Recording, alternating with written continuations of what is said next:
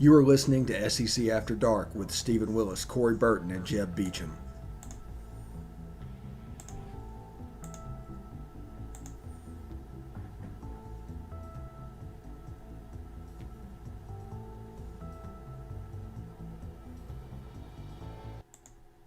All right, guys. Welcome to SEC After Dark. I am Stephen Willis along with Corey Burton, and we're going to have a little bit of fun tonight. Tonight's beer is again sponsored by Land Shark, and I'm already well into that. And Corey's doing Samuel Adams. All right. Can't. I swear I know how to turn. Got the submarine going. It's weird, and this little bug's getting in the way, and I'm trying to show all that stuff. But anyway, before we get started, if you want to follow the show, you can watch it on the at the Stephen Willis or at the Rebel Walk, Facebook.com/Palmcast, Facebook.com/The Rebel Walk, Positively Ole Miss on YouTube, and Twitch, Positively Ole Miss, all one word. On YouTube, subscribe, hit the bell. You'll not only know that we're streaming, you'll know what we're streaming about. And what have you got, Corey? And I'm right now I'm retweeting it on my Twitter at Coach Burton36. At Believe in Dogs, you can find my other show. We're going live tomorrow. We're having Vinny Hardy on. We're going to preview the Kentucky Wildcats, so a little preview there. We are basically Beast of the East got kicked off this week, so I'm fired up about that. Also, you can find me on the gram. You can find me on Facebook. I'll probably honestly share it on Facebook after the fact. So that's where you can find me. That's where I'm going to put it out. And then, of course, it will live on my YouTube channel at the Believe in Georgia Dogs YouTube channel as well. So enjoy that. Go check that out. But wherever Steve said to go, go. Exactly. Also, Kevin Bohannon and Jake Thomas will be taking the lead for the Best of the West podcast that will debut next week. That. Yeah, it's pretty good. They agreed to it yesterday. It should be a lot of fun, but just a different perspective amongst the Western Division. Real similar to Beast of the East. It'll be shared with them for their podcatchers and things like that, just like the Beast of the East. But it should be really cool with the Best of the West, Beast of the East, SEC After Dark. We have a nice little nighttime experience developing here. We're hitting that market, man, and I love it. Yeah, it's big time. And on Thursday night, by the way, for the people that follow Positively Ole Miss, you can catch potentially the Rebel Walk recruiting show. That's what we're trying to get set up for Thursday night. So it'll be Monday through Thursday night shows that'll be available also for podcasting in the morning. So as soon as you wake up first thing in the morning, it will be there for you. So that's the idea behind that. Now, whenever we talk about SEC Media Days, we always talk about this circus. This year, there's no fans allowed in the lobby, although I think a couple are going to try and sneak in. And normally 3 players go to SEC Media Days. This year, only 2 players get to go in. And I'm very disappointed by the lack of quarterbacks at the SEC Media Days. Yeah, it's crazy. Like, there's only, 3 quarterbacks going?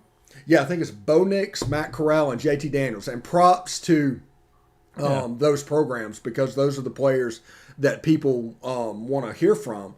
And JT Daniels and Matt Corral are probably the best 2 quarterbacks in the league. So, they have to go. But no Emory Jones, no Miles Brennan or Max Johnson, no Ken Seals at Vanderbilt. You would think Ken Seals at Vanderbilt would have been a layup for them. No Connor Bazelak at Missouri. That would have been a layup. Yeah, that would have been. Yeah, absolutely. Who else is going from them?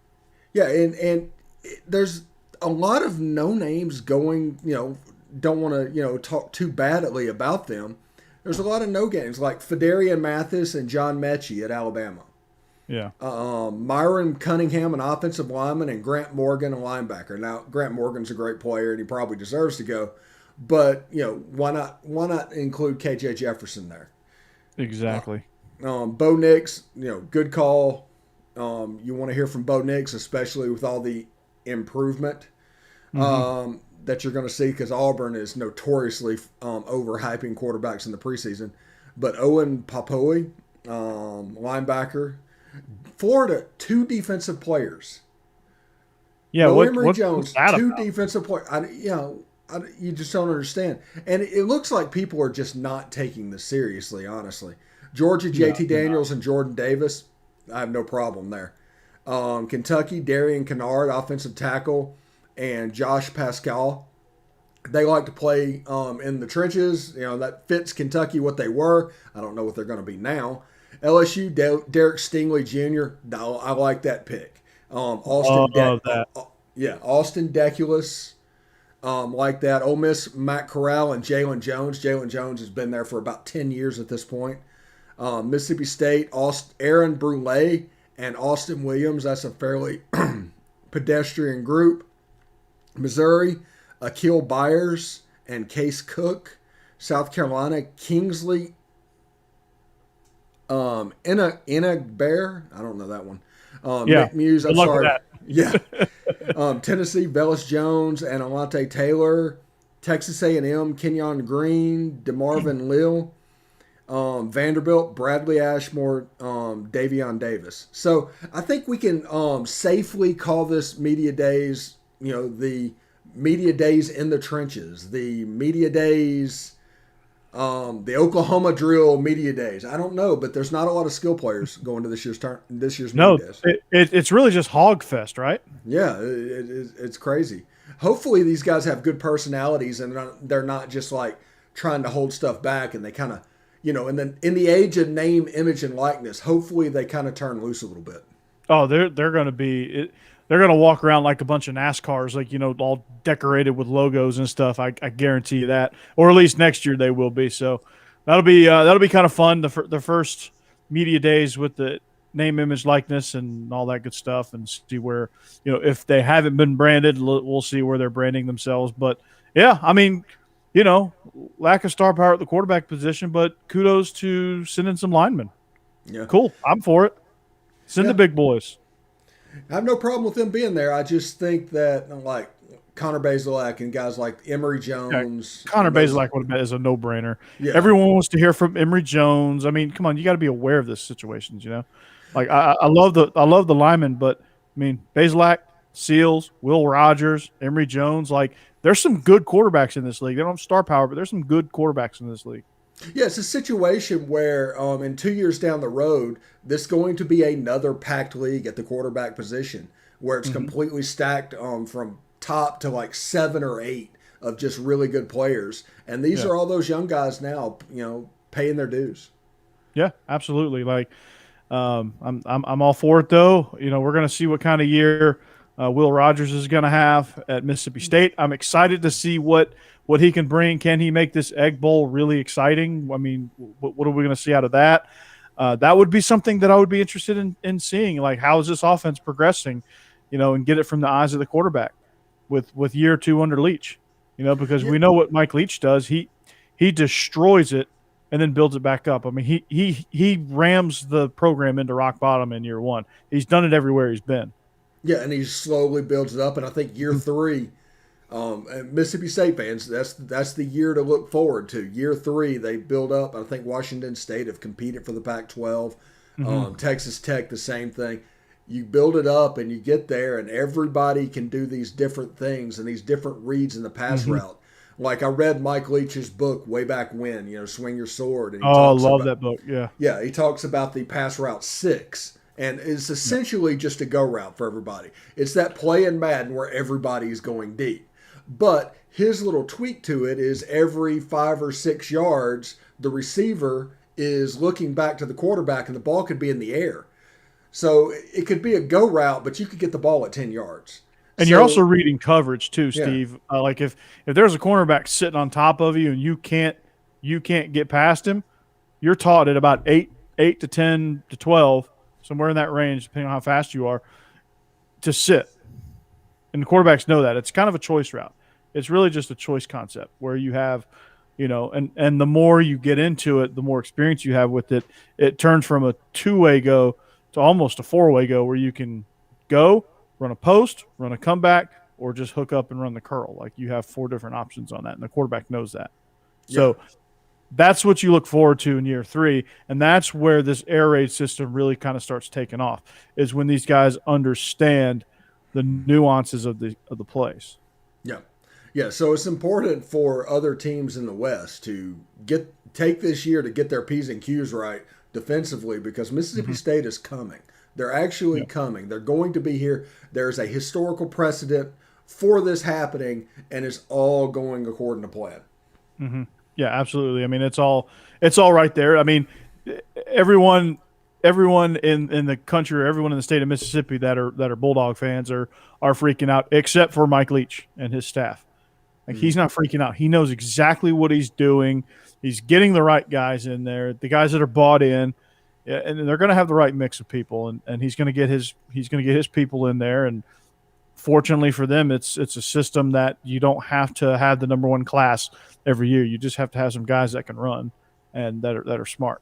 Yeah, this is what Mississippi State also needs to realize. It's much like what the service academies do. They run something so different that those great players that are a fit for that system are not going to show up as 4 and 5 star players that are fits in another system. So don't really pay attention too much to the rankings. You'll see guys that come in that were 2 and 3 stars that are going to be excellent in this system. And other than a running back, I don't see them getting a running back. They might get a scat back from time to time. But You know who one of his best running backs was at Washington State, was the guy that was there when he left, Alex Borghi. Really like him. State fans, if you get a guy like Alex Borghi, that's going to be really, really dangerous for the rest of the league, because that guy is a universal. I always figure out who's going to be the Swiss Army knife of the offense. Like, every offense has one in their own way, and Mike Leach is the running back, the guy that can run the inside zone well enough to be able to open up things in the pass game. Alex Borghi is that guy for Washington State, and he was that guy for Mike Leach and Gardner Minshew. Now he's got to find that at State. He's got to find that guy that's willing to play that role. So, like, saying, hey, you're going to probably carry the ball 15-20% of the time, and we'll get you out in routes in the other 90% of the time. So, and you'll have to pass protect a little bit too. So just be ready for that. And yeah, I'm interested in seeing Marks and Johnson in year 2, 2 true freshmen that actually performed well in the running back position after, I can't remember his name at the moment, the running back that came back and left after like 2 weeks on campus. Yeah, he was. Yeah, I'm drawing a blank too. I'm gonna look that up. But those guys performed very admirably and could be an answer down the road, especially. Could be an answer right away. I mean, this is an offense that, if it's, you can quickly fit in. Also, like, it's not one of these long developing offenses. Like, there's certain, like the running back position, you can fit right on in. And let's see, yeah, a great system for that, but it's a different style of running back. Wide receivers with Jaden Wally, I forget his name. Austin Williams, 2 inside guys in that system. They need some outside receivers. I know Antonio Harmon ended up signing for those guys. There's a potential for him to break out eventually. I don't know how his development is coming, but those guys are going to get it right. It's going to happen. They might not, be a 10-win team in the SEC, but they're going to get to the point where they're 6-6, 7-5, 8-4 consistently. Yeah, I'm a big fan of Jaden Wally. I know you brought that. He was an All SEC freshman. He's somebody that, he's gonna. Mike Leach is gonna move him around some, and he's gonna try to play that. He's looking for his next Michael Crabtree. Let's just be real about that. And I'm all for it. Kylan Hill is the. There he is. Hill. That's the name. That's the name. Kylan Hill. He right now he is, I think, think he got picked up by the Packers in the NFL, Yeah, free agent, something like that. Anyway, but sounds about yeah, right.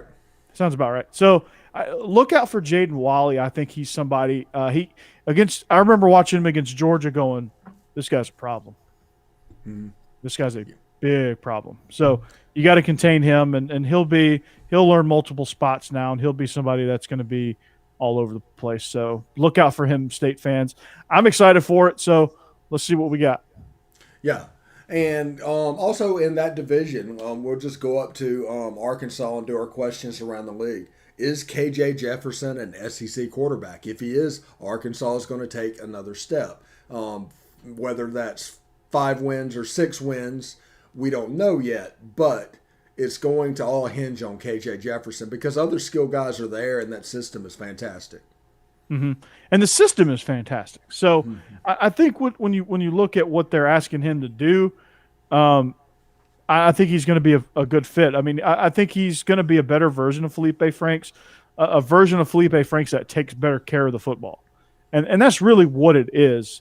Because I think he can make a lot of short, quick throws.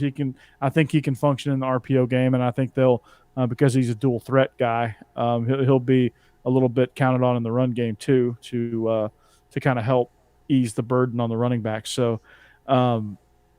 I think he can be in his own right. I mean, is he going to be the same caliber as like a Matt Corral or JT Daniels? Probably not, but he doesn't need to be, and that's the beautiful thing about it. So, Arkansas fans, what you saw with Felipe Franks. Now, there's going to be some lumps. There's going to be some growing pains for KJ Jefferson, but I think he's going to have a quicker learning curve than Felipe Franks. I mean, Felipe Franks, we know what he was. He was turnover prone. I don't know that KJ Jefferson is that way, and you know I'm all for it. He was battling Malik Hornsby in the spring. Looked like he definitely didn't lose any ground. Maybe even separate a little bit further coming out of the spring. So, I mean, KJ is making some plays and doing all the right things. I think Kendall Browse will do the right stuff with him. Um, yeah, I think it's going to do a lot of work on the quarterback position. Also, moving down the road to Texas A&M, have you heard anything on that quarterback competition? Who's the prohibitive favorite going into the fall, and what should we look at? There is no favorite. I mean, the people that in Texas A&M land, they're all the pressure's on Haynes, right? Because Zach Calzada is, or Calzada, or however you pronounce his name, he's the one that's really pushing the decision, or the indecision, I should say. Haynes King is the, you know, everyone's saying that he should be the starter. He's the one with the more talent. He's got the higher upside, the higher ceiling.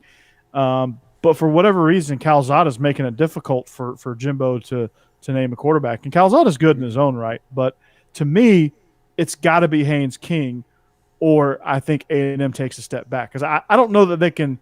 I don't know that they can win the West with Calzada. I think if Haynes plays the way he's capable of, I think that's your guy that can beat Bama and win the West. So Haynes King would be for a term that you would understand, the JT Daniels of A&M, and the Stetson Bennett would be the other guy. Not quite Stetson Bennett. He's a little bit better than Stetson Bennett, but I think in a way, yes. In a way, he's making it very difficult. Let's just put it that way. He's making it very difficult for Jimbo to make a decision. So, but I like both of these guys. I think Calzada could start anywhere else, and I think Calzada might leave if he doesn't win the starting job, because I think he could go over to like TCU and start. He could go down to Baylor and start. He can go over to the Big 12 anywhere and start. Hell, he might be able to go up to Arkansas and start. I don't know, but I think it's Haynes King. I think that's who it's going to be. I think he's real close, but Calzada's making it difficult, and they're both and they're saying this thing could bleed into the season, because let's see who A&M plays week 1. They are matched up with Kent State, so that's a perfect like quarterback evaluation type game, right? And so I think it's going to bleed into week 1. Okay. What do you think about Texas A&M this season as a whole? Are they As there a yet? whole, I think once they get this quarterback situation figured out, they are. Isaiah Spiller is awesome, right? I'm really really fired up about what they have in the run game. Quarterback, figure that out. But the offensive line is stout.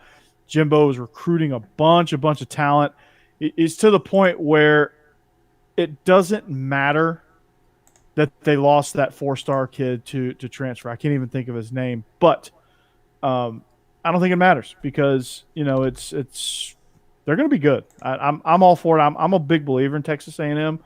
Um, I'm concerned about the quarterback position. And if they don't figure that out, like if they pick the wrong one or Haynes King wins the job and ends up faltering and doesn't play as well as expected, that's going to be an issue. But they're not going to be short of talent. That's for sure. And they're definitely a program that once they figure out the quarterback position, yeah, watch out. Yeah, it should be interesting to see, especially over at A&M, what they're doing and what they're building to compete with Alabama, which we'll get to in just a second. And that game, I'm sure, is going to pop up in our Games of the Year segment that we want to talk about. But let's go down to Florida. We talk about this nearly every time. Square peg, round hole. Emory Jones. Will Dan Mullins try to run the Kyle Trask stuff, or will it look more like Nick Fitzgerald? Will it look more like Chris Relf? Will it look like more like early Dak Prescott down at Gainesville? I'll say what I always say. It better. It better not be Kyle Trask offense. It better not be that style because you ain't. You're going to be 6-6. But I think it's going to be more run. It's going to be more option. Probably more of the Chris Relf, Nick Fitzgerald type offense. Dak Prescott, I think, was closer to the Kyle Trask system. He was kind of the best of both worlds there. But Dak Prescott is, obviously Dak Prescott is starting in the NFL for the Dallas Cowboys. So we know what kind of talent he has. But, I think they've got to figure out what he does well and feature that. And to be honest with you, he could be an all SEC quarterback, and it ain't gonna matter because that defense is a mess. Yeah, and one thing that I'm curious about is like Damian Lewis in the backfield. Florida's had trouble running the ball from the running back position for a while. Now the quarterback run game might open that up, but what will the running back run game look like for a team that has essentially just given up on in the last 2 or 3 years? It's going to be a mystery because we don't have any precedent of what it's going to look like. I mean, if you really think about it, like, has there really been a standout running back at Mississippi State when Dan Mullen was there? I forget his name, Josh Robinson. He went for over 1,000 yards, but he was with Dak Prescott, so the offense looked That's a my bit different. point. Yeah, You had to struggle to figure that out, right? yeah, yeah. Like they had LaMichael Pirine, who's playing for the Jets right now, and he couldn't do much of anything. So this offense is not really like great for running backs. You would think it would be, but it's not. It's more quarterback in the run game driven if you have the right guy, or if you have a Kyle Trask type, it's like freaking air raid where the running back's going to have 25% of the carries. So, Damian Pierce, he's Naquan Wright, stuff like. DeMarcus Bowman from Clemson, the transfer. So I think it's it's going to be something that it's going to be a committee. It's going to be a committee effort. It's going to be just who gets the hot hand. They're gonna have a mess kind of figuring it out. I think. Because you don't really know who's going to break out. There's not really a superstar in there that you can say, okay, that's the guy, But that's kind of the intrigue of it. That's kind of where I'm concerned with Florida. You got Emory Jones, but you got all these other pieces that, imagine this giant puzzle, right? When you lay out all the pieces and you're trying to figure out what fits where, you're trying to match it all up. That's what he's doing right now, right? Last year he had all the puzzle pieces, and all he was doing was just boop, boop, boop, boop, boop, boop, putting the pieces in. Right. This year he's not like the freaking pieces are scattered all over the table, and he's like trying to find them, and put them together.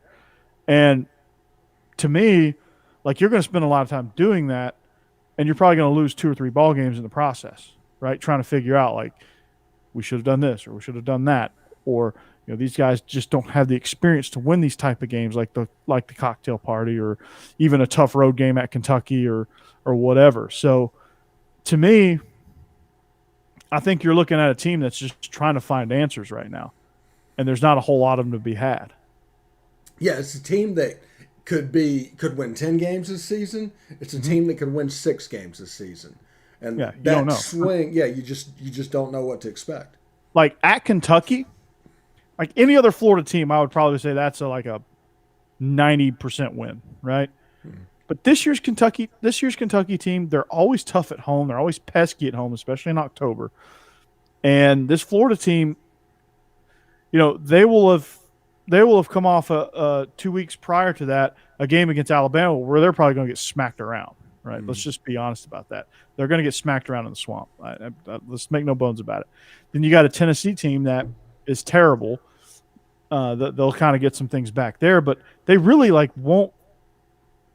Florida Atlantic, USF. I mean, what are you going to get out of those games? I don't know. They're traveling to South Florida, so if you're the Gators and you're traveling to South Florida, fire your AD because you're the Gators. You don't travel to games like that. But they're about to sign a 2-for-1 with Central Florida with a game in Orlando. Yeah, seriously. Wow. Well, I don't know. That's so Central Florida, South Florida, things have changed.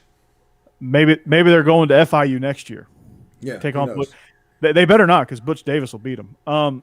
So, you got a game at LSU, which I know you're not a believer in LSU, but LSU beat them last year.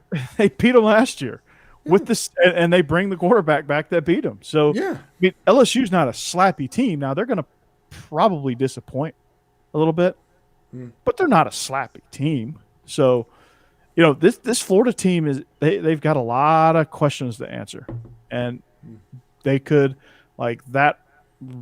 There's some games in there that I'm not too sure of. Like the fact they get Florida State at home makes me feel a little bit better, but Florida State's good. They could lose that one. At Missouri, that's never easy, especially if Missouri's on fire at that point.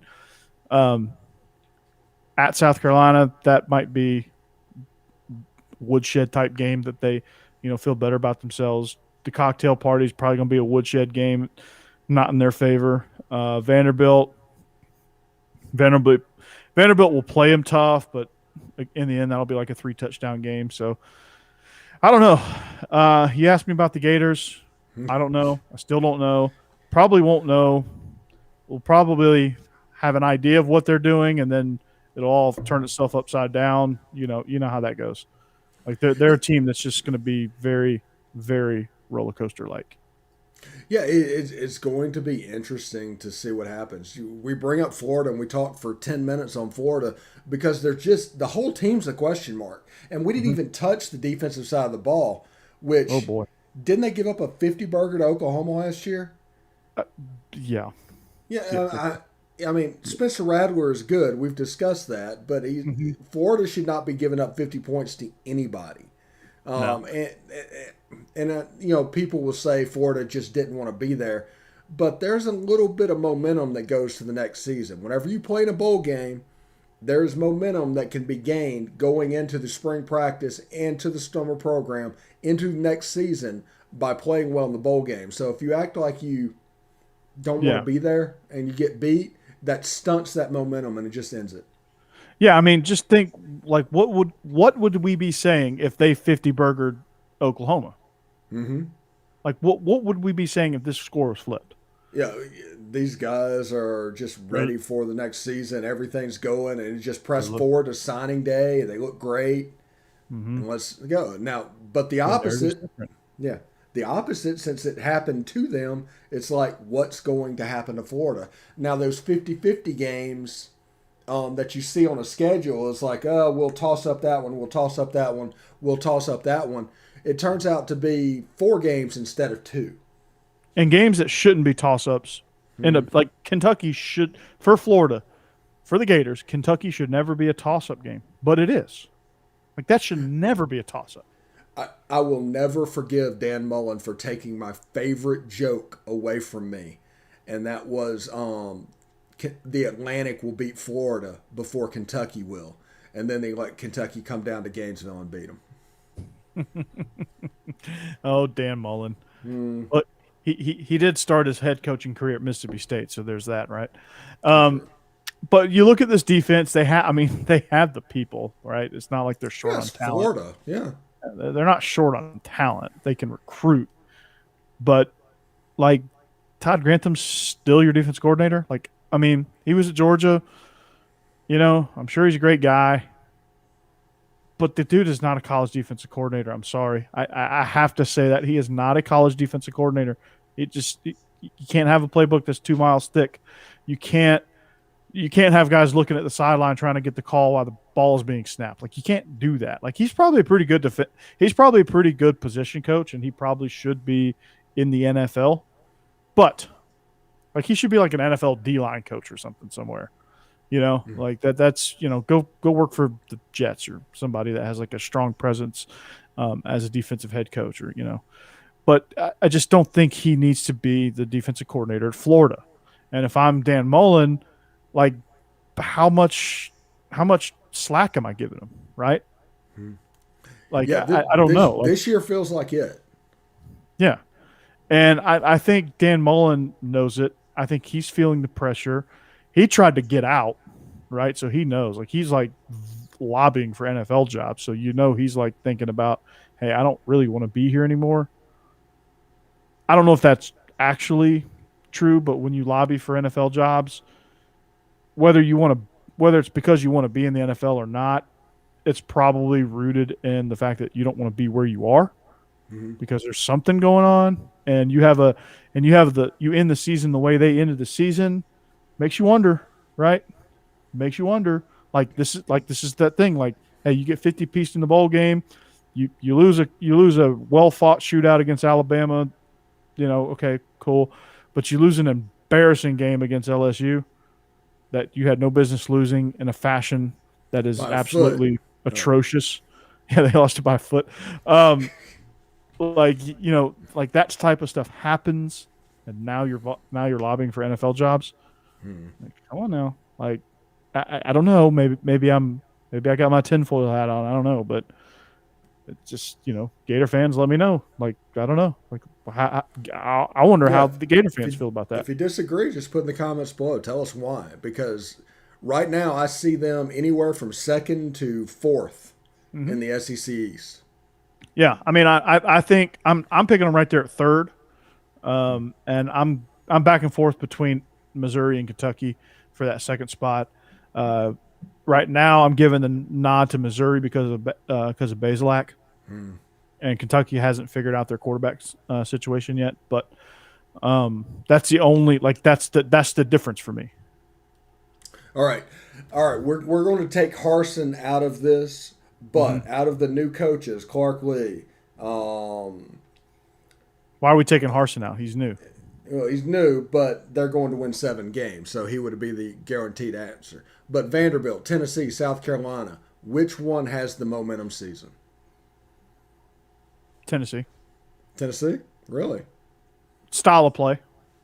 Oh, you think it's completely style of play? They could be 2-10, but because they're losing games 45-48, it's just going to feel different? Yeah, like I don't like Vanderbilt's going to be right there. I think they're going to win. I think they're going to beat Vanderbilt. They're going to beat South Carolina. That's going to be the difference. Okay. Just their style of play is very stressful to deal with. And Josh Heupel knows how to win, so that'll buy him 3 right there. Yeah, the problem with that is, what do they have? 65 scholarship players at this point. They'll figure it out. Yeah. They'll figure it out. I mean, Vanderbilt's in the same boat. Yeah, South Carolina with them in a tempo. Oh. South Carolina offers scholarships to anybody, so we don't know what they have there. They're not very good either. I do not trust South Carolina because you have somebody coming from Oklahoma, which is an air raid system, with a running quarterback. I just don't know how this is going to look. It's like Jalen Hurts at Oklahoma on steroids. You have Kevin Harris as a running back. I mean, I guess that's good news, but you don't have much else. Yeah, Defense or offense. people need to realize that this team has gone from a spread offense to a power runner attack, and now there's going to be some kind of an air raid system. That is offensively. That is a recipe for struggling offensively for 2, maybe 3 years. That's offensive ADD, man. Yeah, it's terrible. Crazy. It's like opposite day. It's just one to the other, and it's like, whoa, guys. It's like, well, yeah. It's going to take you 3 years just to get the players in there that can do what you want them to do. Yeah, you gotta like. I don't know, man. Like maybe they're just writing this season off as, hey, we're gonna rebuild and try to get some momentum or something. I don't know, but they're gonna. I don't know. They're definitely not the answer. Shane Beamer's not the answer. He's trying to figure things out. Heupel at least knows what to do. Like he's the one with the head coaching experience. Yeah, but he's going to. Heupel's going to try to do his stuff with players recruited to Jeremy Pruitt's system, his anti-offense system, where his plan was to score 10 points and win. Yeah, well, yeah. I mean that the one that's actually the closest fit would be Clark Lee at Vanderbilt with what Vanderbilt was doing, and that's just because it's going from defensive coach to defensive coach. That's true, but I think Tennessee does have some talent at the quarterback position, and when Heupel has talent at the offensive or at the quarterback position, that could be trouble. Yeah, we need at Tennessee, you need a wide receiver to develop in the slot. You need a wide receiver to develop outside, and preferably a tight end. If that happens, they'll be able to get the high-low stuff, the hitches, and all that, the stuff that he's just famous for. Because Harrison Bailey can sling the ball. He's a great quarterback. He's going to do what he needs to do. They're gonna score points strictly. Like they're gonna score probably a third of their points just based on tempo. Yeah, they're going to go extremely fast. If you have any questions about how it's going to look, watch Ole Miss last year, Tennessee fans, and you can see exactly how your offense is going to look. Because don't Jeff watch Lebby Nebraska. and Hype. Yeah, don't watch Nebraska. Don't watch Nebraska. It's a disaster. Yeah. Because I know what Tennessee fans are going to do. They're going to watch Nebraska and see how the last UCF head coach that got a big time job did, and just a different animal. Like Nebraska sucks. They sucked before, and Tennessee has a better roster than Nebraska. So that's apples and oranges. So don't Tennessee fans, if you're listening to me, do not watch Nebraska because you will just stress yourself out, and you don't want to stress yourself out. Trust me. Yeah, and Scott Frost is going to pull Frank Solich. Maybe he's the next quarterback in Ohio or next head coach at Ohio. I don't know. He ain't going to Ohio, that's for sure. Maybe he goes to. I'm trying to think. He'll go to like Central Michigan when the Shark Humper leaves. Yeah. Yeah. See, Ole Miss is the Land Sharks, and Jim McElwain is the Shark Humper. Yeah. That picture, good grief. Like, even if it's Photoshopped, I don't care. It's still fun. Yeah. Oh, my gosh. That is priceless. Let's see. Going through the league. Speaking of Auburn, we didn't bring them up last time. How do you see them adjusting to from Gus Malzahn to Brian Harsin? How you expect them to look this year? They're going from a 4-3 with all the stuff they did, playing basically strictly man coverage, to a zone outlook 3-4 with Derek Mason as well. That's going to be an adjustment. Just scheme-wise, it's going to be an adjustment. I think Mason's going to have a better grip on the defense. He's, for all his faults as a head coach, I think he's a phenomenal defensive coordinator. So I really like that hire, and he'll get those guys to at least play hard while they're trying to figure things out. Offensively, it'll be, how well does Harsin and Bobo get along? How much of Bobo's influence is on the offense? They're going to use the tight end for the first time since Gus got there. So that'll be new. Tank Bigsby's going to be he's a dude. So they'll at least have that to lean on. Bo Nix will do some stuff. I don't know, but he's not gonna get in shouting matches with Mike Bobo. That's for sure. That's not gonna happen. I hope he tries it, because Bobo's gonna put him in his place, because that's how Bobo is. Like you're not shouting at Bobo. He's gonna rip your head off. and play golf with it. So the transition's going to be interesting. How fast do they try to figure it out? Like, how fast can they adjust to, like, their offensive line worries me. Like, they have some issues on the offensive line. They kind of do some gap scheme. They're going to do some gap scheme stuff. They're going to do some zone stuff. They'll probably have to major in zone, outside zone to start out with, because they're going to run a lot of probably 11, 12 personnel early on. So, or maybe even some 22 personnel. Who knows? But if you really want to look, take a look at what Boise's been doing. Like, if you really want a solid answer, take like part of what South Carolina did, or look at Colorado State. Like, just go watch Colorado State versus Boise, like from 2 years ago, and you'll kind of see what Auburn will be. Okay. I'm looking forward to that. But of course, Brett Rippon is not walking through that door at Auburn. You still have to deal with Bo Nix. And Tank Bixby is amazing. J.J. Pegues at tight end, 300 pounds, just a dancing bear out there. And dancing bear. Yeah. I mean, just unbelievably nimble, and he has a chance to be a pretty special tight end in that system. Auburn's going to have to start finding a way to sign high school offensive linemen. Yeah, absolutely. Right? They're gonna have to figure that part of it out. But I mean, I'm excited to see what they bring to the table. DeAndre Davis, I think is his name, is a quarterback kind of like in waiting. He's going to be somebody that I'm really excited about to see who comes into this offense. But Bigsby, Sean Shivers at running back. TJ Finley comes in as a quarterback. So, you're looking at that situation. Do you think TJ Finley has a chance to win the job? He wouldn't transfer in if everything was completely rosy. I mean, he has a chance. I don't know that he will, but he has a chance. I don't know.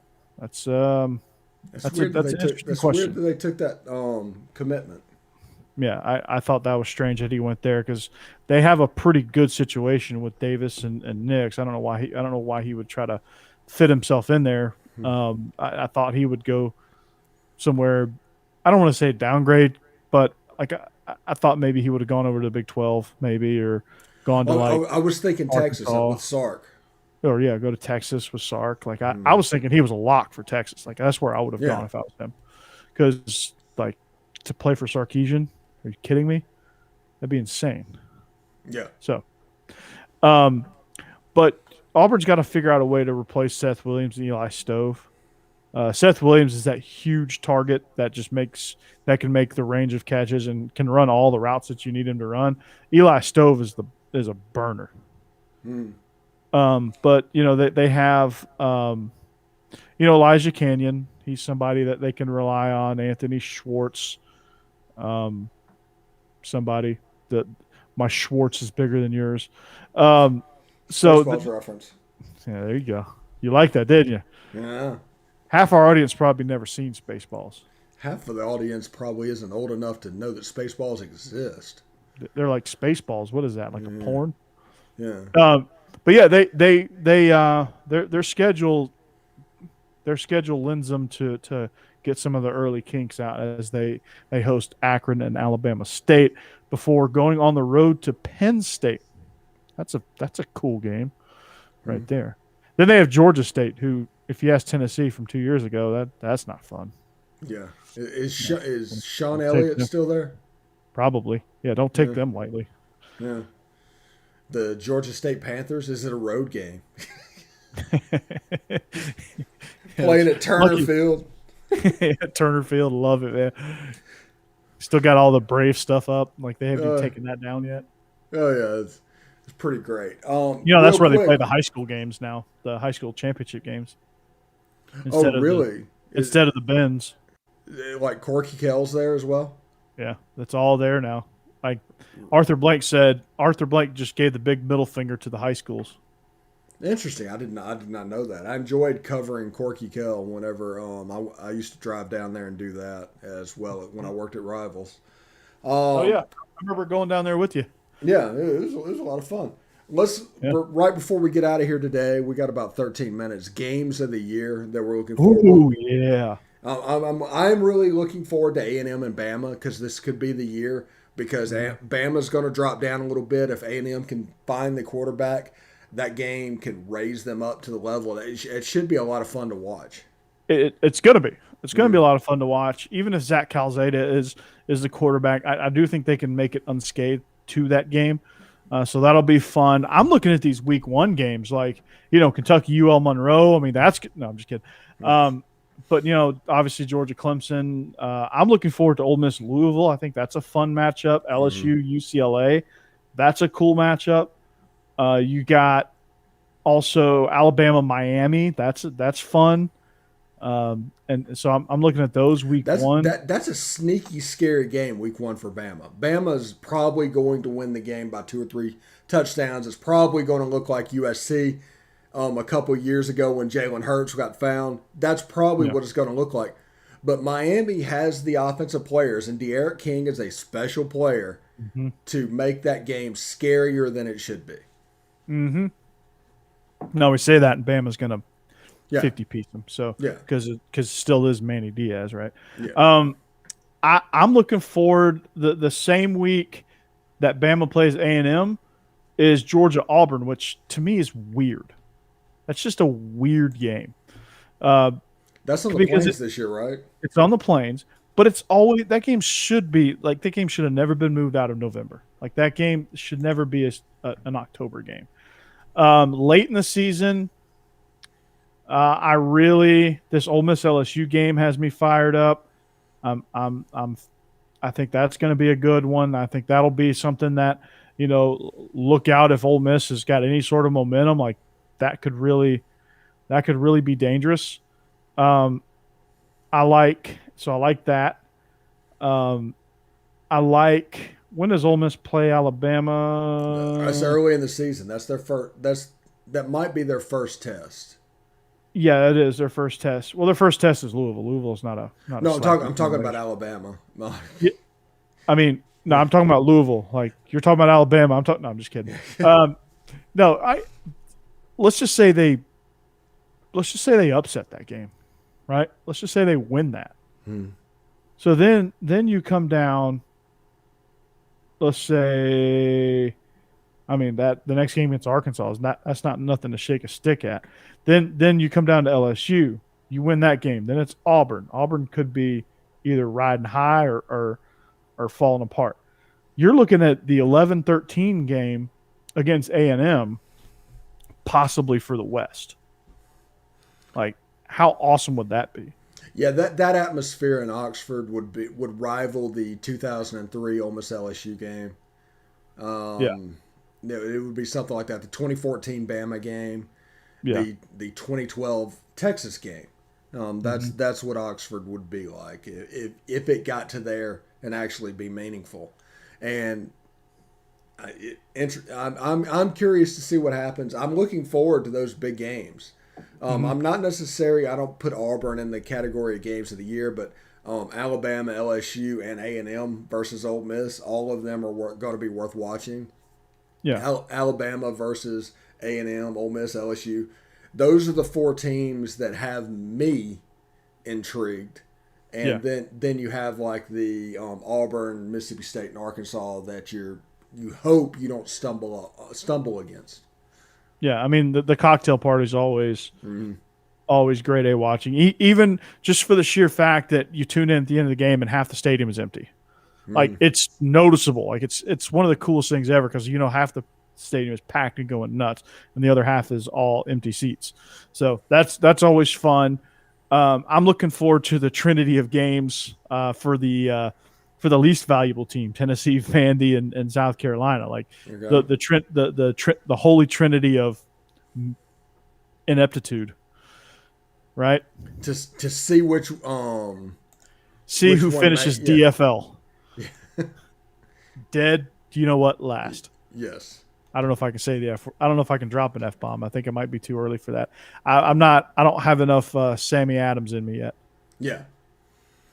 But it should be quite interesting to that. And let's be honest. It's the SEC. Every game's cool. That Florida So Alabama game from the Florida perspective is unbelievably intriguing because this is going to be their first test to see if Emory Jones is the guy. Because if he's not, they're screwed. They're absolutely screwed because at that point you're getting ready to go into October. yeah, and then you got Bama, Georgia, Ole Miss coming out, and LSU coming out of the gates with a test with a P5 game. Especially Georgia with matching up against Clemson. That's going to be a fun game. I guess like DJ Ugalele, I think is his name. DJ Ungiolele, I think. I call him ukulele. Or just call him Big Cinco. Yeah. But this is a kid that has one, maybe two starts that he got because of COVID last year. That was with Derek Etienne in the backfield. That was with weapons on the outside. Yeah. I mean, because Clemson doesn't recruit as well as you would think they would. They're not Alabama. They're a pretty consistent 7 to 11 recruiter. And that means if there's a drop off, it might go down to like 9-3. Yeah, I mean they're not quite as deep as everybody thinks they are. And they certainly don't have the depth of an SEC team now. They are a clear-cut favorite in the ACC, hands down. But like you've noticed lately, there's teams that's been able to fluster Brent Venables. Like you've seen kind of some of the, I don't know what you would say, but some of the concerns that he has, like matching up against certain things, personnel, tempo, things like that. Like you saw for the first time, this was like when LSU won the Natty.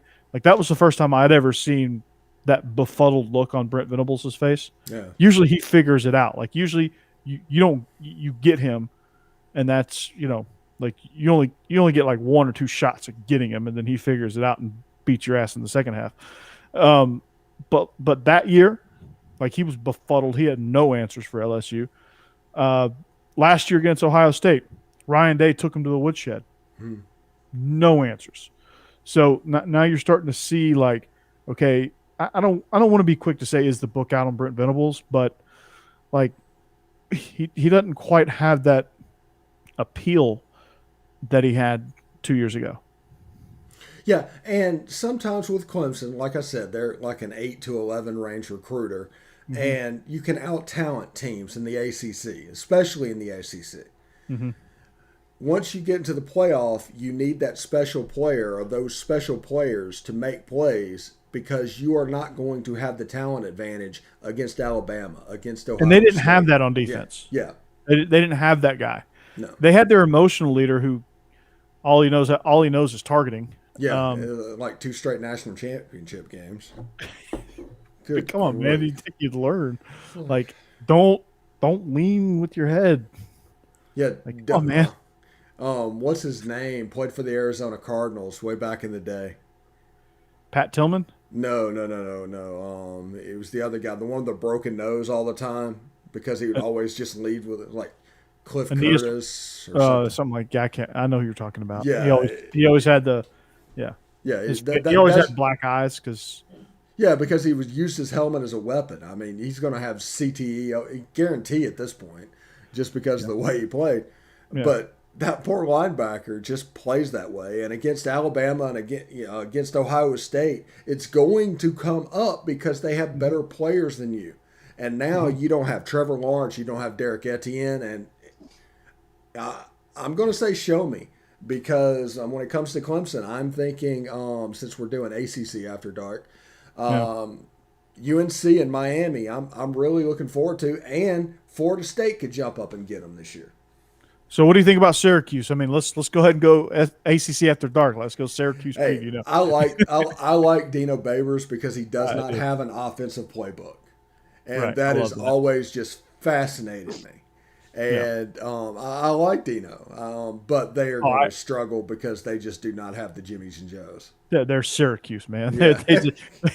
You're in freaking Syracuse, New York, man. Good luck recruiting to that, Donovan McNabb ain't walking through these doors, but I love Dino. I hope he gets another chance somewhere.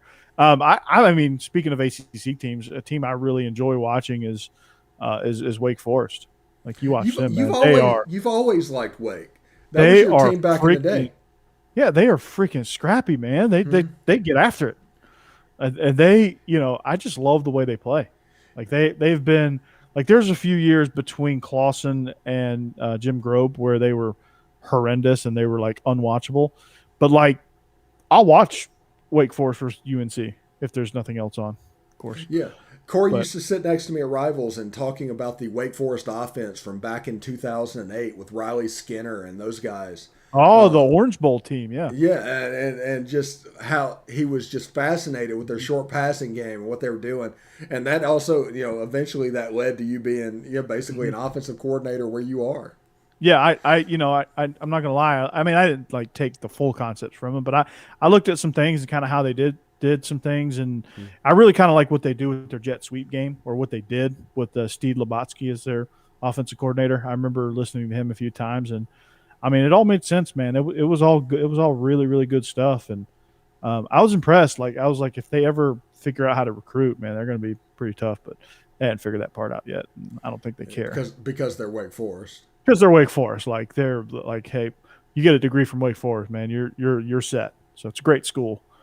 They're And one of those schools that just they haven't figured out that you can athletics and academics can coexist. Like for a minute they had Chris Paul and Tim Duncan, but yeah, not together. that was Obviously, that was back when basketball was basketball and fun to watch.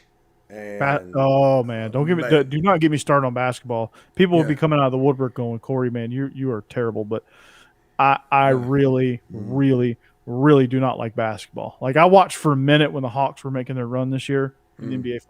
NBA conference finals, It's but not watchable.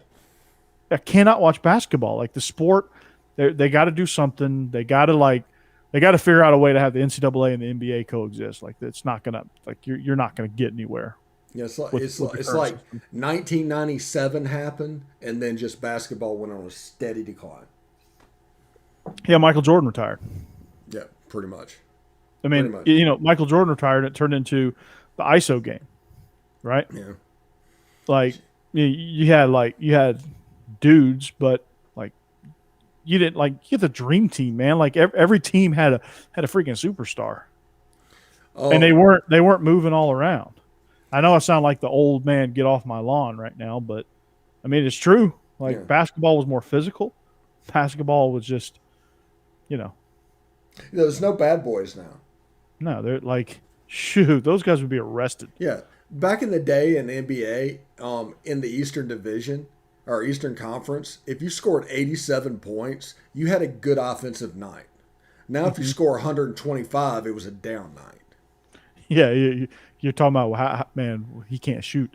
Um, but like, do you think LeBron would be freight training coming down the lane with Rick Smits and Aaron McKee and the No, Davis brothers no, for the Anthony Pacers, Anthony Mason. Think or about Anthony what. Mason, or those Good Nick grief. teams, or freaking Lambeer Oh yeah, in the they Pistons? would Like, do you they think would he's? absolutely take a shot. Do you think you like even Kevin McHale and Larry Bird would put him and Parrish and those guys would have something to say about that? I mean, like, I don't think LeBron plays the way he does in the '90s. Yeah, I mean, obviously he would adjust. yeah, and now you don't have anybody that there's. You never hear anything like similar to the Jordan rules or Hack a Shaq, where they just mauled these guys because that was the only way to stop them, and you just weren't going to score a basket.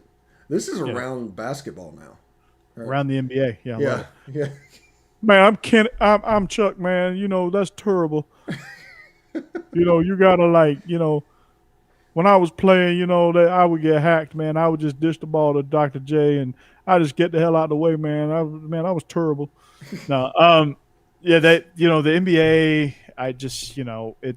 They got to figure out something, man. They got to bring back hand checking. They got to bring back like just because somebody hits the deck doesn't mean it's a flagrant one ejection. Also, They got to like basketball fell for the analytics trick.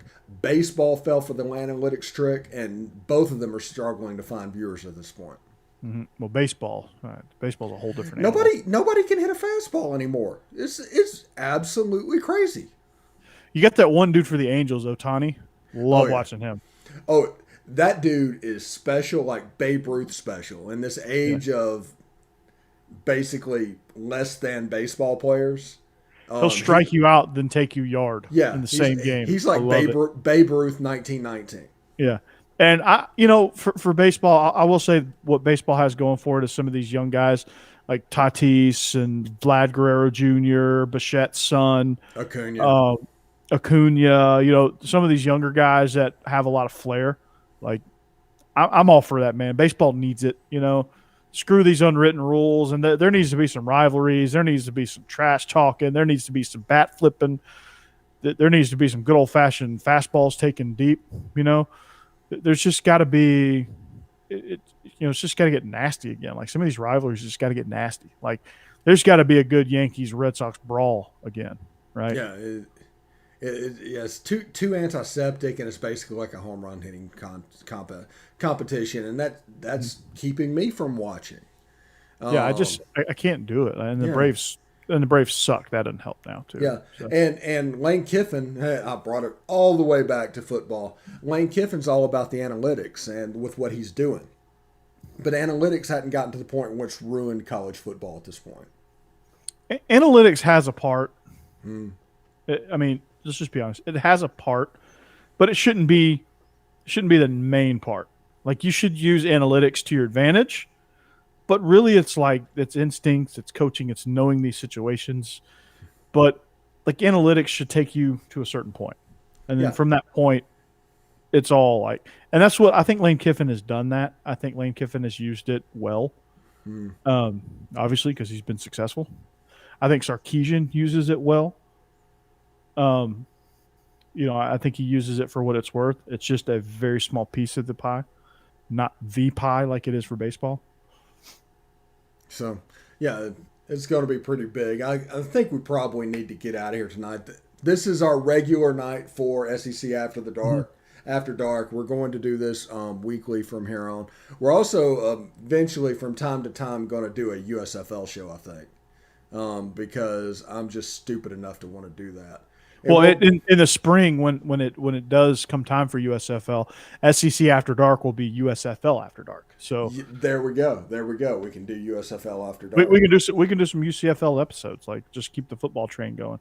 Yeah, I'm a lifelong Tampa Bay Bandits fan.